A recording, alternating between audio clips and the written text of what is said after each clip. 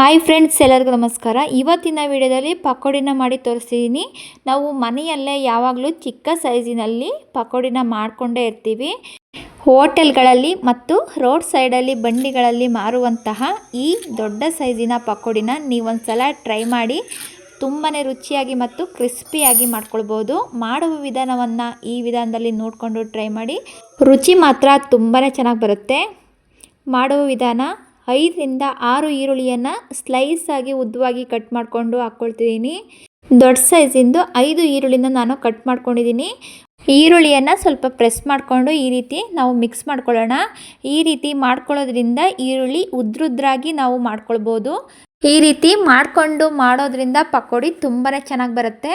ನೋಡಿ, ಈ ರೀತಿ ನಾನು ಮಿಕ್ಸ್ ಮಾಡಿಕೊಂಡು ಉದ್ರುದ್ರಾಗಿ ಮಾಡಿಕೊಂಡು ಇಟ್ಕೊಂಡಿದ್ದೀನಿ. ಅರ್ಧ ಕಪ್ ಆಗೋಷ್ಟು ಕೊತ್ತಂಬರಿ ಸೊಪ್ಪನ್ನು ಹಾಕ್ಕೊಳ್ತಿದ್ದೀನಿ.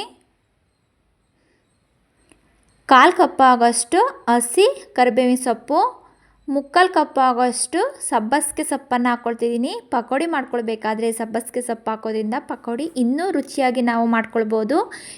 1 ಹಸಿರು ಮೆಣಸಿಕಾಯನ್ನು ಸ್ಲೈಸಾಗಿ ಕಟ್ ಮಾಡಿಕೊಂಡು ಹಾಕ್ಕೊಳ್ತಿದ್ದೀನಿ.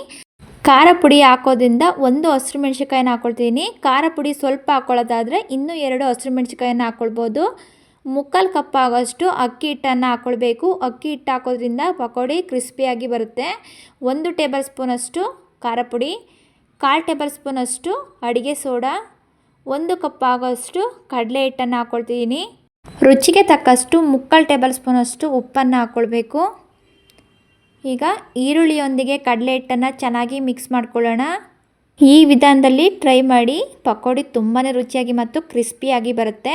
ನೋಡಿ, ಕಡಲೆ ಹಿಟ್ಟೆಲ್ಲ ನೀಟಾಗಿ ಮಿಕ್ಸ್ ಮಾಡಿದ ನಂತರ ನಾನಿಲ್ಲಿ ಬಿಸಿ ಎಣ್ಣೆನ ಹಾಕ್ಕೊಳ್ತಿದ್ದೀನಿ. ನಾವು ಎಣ್ಣೆನ ಬಿಸಿ ಮಾಡಿಕೊಂಡು ಹಾಕ್ಕೊಳ್ಬೇಕು. ಈ ರೀತಿ ಹಾಕಿದ ತಕ್ಷಣ ಈ ರೀತಿ ನೊರೆ ಬರಬೇಕು. ಆ ರೀತಿ ಕಾಯಿಸ್ಕೊಂಡು ನಾನಿಲ್ಲಿ ಮಿಕ್ಸ್ ಮಾಡ್ಕೊಳ್ತಿದ್ದೀನಿ.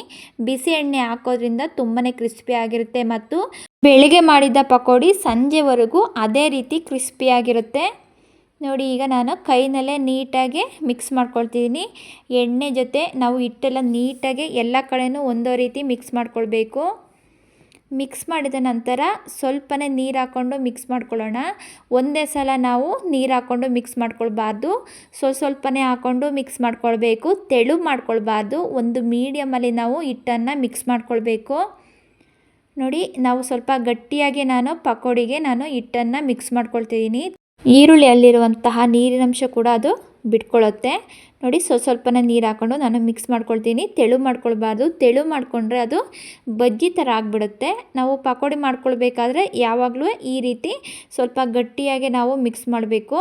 ನೋಡಿ, ಈ ಕನ್ಸಿಸ್ಟೆನ್ಸಿಲಿ ನಾನು ಮಿಕ್ಸ್ ಮಾಡಿಕೊಂಡು ಇಟ್ಕೊಂಡಿದ್ದೀನಿ.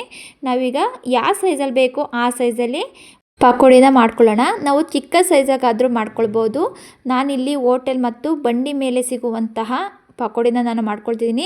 ನಾವು ಈ ರೀತಿ ಉಂಡೆ ಕಟ್ಕೊಳ್ಬೇಕಾದ್ರೆ ಗಟ್ಟಿಯಾಗಿ ಪ್ರೆಸ್ ಮಾಡಿಕೊಂಡು ನಾವು ಈ ರೀತಿ ರೌಂಡ್ ಶೇಪಲ್ಲಿ ಉಂಡೆಗಳನ್ನು ಮಾಡ್ಕೊಳ್ಬಾರ್ದು. ಜಸ್ಟ್ ಈ ರೀತಿ ನಾವು ತಗೊಂಡು ಮೇಲ್ಮೇಲೆ ಈ ರೀತಿ ಉಂಡೆಗಳನ್ನಾಗಿ ನಾವು ರೌಂಡ್ ಶೇಪಲ್ಲಿ ಮಾಡ್ಕೊಳ್ಬೇಕು. ನಾವು ಗಟ್ಟಿಯಾಗಿ ಮಾಡ್ಕೊಳ್ಬಾರ್ದು.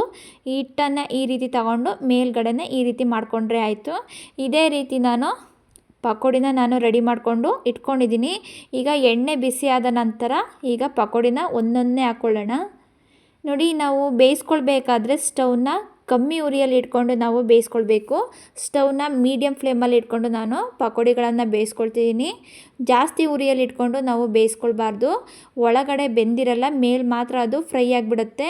ಒಳಗಡೆ ಎಲ್ಲ ನೀಟಾಗಿ ಬೇಯಬೇಕು ಅಂದರೆ ಸ್ಟವ್ನ ಮೀಡಿಯಮ್ ಫ್ಲೇಮಲ್ಲೇ ಇಟ್ಕೊಂಡು ಪಕೋಡಿಗಳನ್ನು ಬೇಯಿಸ್ಕೊಳ್ಳೋಣ. ಒಂದು ಸೈಡ್ ಬೆಂದ ನಂತರ ಇನ್ನೊಂದು ಸೈಡು ಕೂಡ ತಿರುಗಿಸ್ಕೊಂಡು ನಾನು ಬೇಯಿಸ್ಕೊಳ್ತಿದ್ದೀನಿ. ನೋಡಿರಿ, ಒಂದು 8ರಿಂದ 10 ನಿಮಿಷದವರೆಗೂ ನಾವು ಇದೇ ರೀತಿ ಮೀಡಿಯಮ್ ಫ್ಲೇಮಲ್ಲಿ ನಾವು ಪಕೋಡಿನ ಬೇಯಿಸ್ಕೊಳ್ಳೋಣ. ತುಂಬಾ ಕ್ರಿಸ್ಪಿಯಾಗಿ ಬರುತ್ತೆ. ಬಿಸಿ ಎಣ್ಣೆ ಮತ್ತು ಅಕ್ಕಿ ಹಿಟ್ಟು ಹಾಕಿರೋದ್ರಿಂದ ತುಂಬಾ ಗರಿ ಗರಿಯಾಗಿ ಟೇಸ್ಟು ಕೂಡ ತುಂಬಾ ಚೆನ್ನಾಗಿ ಬರುತ್ತೆ. ಆ ಸಬ್ಬಸಿಗೆ ಸೊಪ್ಪಿನ ಫ್ಲೇವರು ತುಂಬಾ ಚೆನ್ನಾಗಿರುತ್ತೆ. ನೋಡಿ, ಈಗ ಗೋಲ್ಡನ್ ಕಲರ್ ಬರೋವರೆಗೂ ನಾವು ಇದೇ ರೀತಿ ಚೆನ್ನಾಗಿ ಬೇಯಿಸ್ಕೊಳ್ಬೇಕು. ಈಗ ಪಕೋಡಿ ಚೆನ್ನಾಗಿ ಬೆಂದಿದೆ. ಎಣ್ಣೆನೆಲ್ಲ ಸೋಸ್ಕೊಂಡ್ಬಿಟ್ಟು ಈಗ ನಾನು ತೆಗೆದುಕೊಳ್ತಿದ್ದೀನಿ. ನೋಡಿ, ತುಂಬಾ ಈಸಿಯಾಗಿರುವಂತಹ ಈ ಪಕೋಡಿ ರೆಸಿಪಿನ ನೀವೊಂದು ಸಲ ಈ ವಿಧಾನದಲ್ಲಿ ಟ್ರೈ ಮಾಡಿ. ತುಂಬಾ ರುಚಿಯಾಗಿ ಮತ್ತು ಕ್ರಿಸ್ಪಿಯಾಗಿ ಬರುತ್ತೆ. ಈಗ ಎಲ್ಲ ಪಕೋಡಿನೂ ಕೂಡ ಎಣ್ಣೆನೆಲ್ಲ ಸೋಸ್ಕೊಂಡು ನಾನು ತೆಗಿತಿದ್ದೀನಿ. ಈ ವಿಧಾನದಲ್ಲಿ ನೀವು ಟ್ರೈ ಮಾಡಿ ಹೇಗೆ ಬಂತು ಅಂತ ನನಗೆ ಕಮೆಂಟ್ ಬಾಕ್ಸಲ್ಲಿ ತಿಳಿಸಿ. ಈ ರೆಸಿಪಿ ನಿಮಗೆ ಇಷ್ಟ ಆಯಿತು ಅಂದರೆ ಫ್ಯಾಮಿಲಿ ಜೊತೆ ಫ್ರೆಂಡ್ಸ್ ಜೊತೆ ಶೇರ್ ಮಾಡಿ. ತುಂಬಾ ಸಿಂಪಲ್ಲಾಗಿ ಮತ್ತು ಈಸಿಯಾಗಿ ಮಾಡ್ಕೊಳ್ಬೋದು. ನೋಡಿ, ಬಿಸಿ ಬಿಸಿಯಾಗಿರುವಂತಹ ಪಕೋಡಿ ರೆಡಿಯಾಗಿದೆ. ಹೋಟೆಲ್ ಸ್ಟೈಲು ಮತ್ತು ಬಂಡಿ ಮೇಲೆ ಸಿಗುವಂತಹ ಪಕೋಡಿ ರೆಸಿಪಿ ಯಾವ ರೀತಿ ಬಂದಿದೆ ಅಂತ ತೋರಿಸ್ತಿದ್ದೀನಿ. ನೋಡಿದ್ರೆ ಗೊತ್ತಾಗುತ್ತೆ ಯಾವ ರೀತಿ ಕ್ರಿಸ್ಪಿಯಾಗಿ ಬಂದಿದೆ ಅಂತ. ಒಳಗೂ ಸಹ ತುಂಬಾ ಚೆನ್ನಾಗಿ ಬೆಂದಿದೆ. ನಾವು ಈ ವಿಧಾನದಲ್ಲಿ ಮಾಡ್ಕೊಳ್ಳೋದ್ರಿಂದ ಪರ್ಫೆಕ್ಟಾಗಿ ಈ ಪಕೋಡಿನ ಮಾಡ್ಕೊಳ್ಬೋದು. ಹೊಸ್ದಾಗಿ ಯಾರೆಲ್ಲ ನನ್ನ ಚಾನಲನ್ನು ನೋಡ್ತಿದ್ದೀರಾ, ದಯವಿಟ್ಟು ನನ್ನ ಚಾನಲನ್ನು ಸಬ್ಸ್ಕ್ರೈಬ್ ಮಾಡಿಕೊಂಡು ಪಕ್ಕದಲ್ಲೇ ಇರುವಂತಹ ಬೆಲ್ ಬಟನನ್ನು ಕ್ಲಿಕ್ ಮಾಡಿ. ಮತ್ತು ನನ್ನ ಚಾನಲಲ್ಲಿ ಹಲವು ವಿಧವಾದಂತಹ ಪಕೋಡಿ ರೆಸಿಪಿಗಳನ್ನು ಅಪ್ಲೋಡ್ ಮಾಡಿದ್ದೀನಿ, ನೋಡಿಬಿಟ್ಟು ಸಪೋರ್ಟ್ ಮಾಡಿ. ವಿಡಿಯೋ ನೋಡಿದ್ದಕ್ಕೆ ತುಂಬಾ ಧನ್ಯವಾದಗಳು.